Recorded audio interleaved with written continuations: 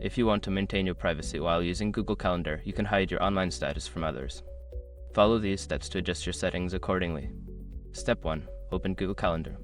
Launch your web browser and go to the Google Calendar website. Sign into your Google account if you haven't already. Step 2. Access settings. In the top right corner of the calendar interface, click on the gear icon to open the settings menu. From the drop-down, select Settings to access your calendar settings. Step 3. Navigate to the General tab. Once in the Settings menu, look for the General tab on the left sidebar. Click on it to view general settings related to your calendar. Step 4. Adjust sharing settings. Scroll down to the Share with Specific People section. Here, you can manage who has access to your calendar and what they can see. Make sure to adjust these settings to limit visibility. Step 5. Save changes. After making the necessary adjustments, ensure you save any changes if prompted. This will finalize your settings and help keep your online status private.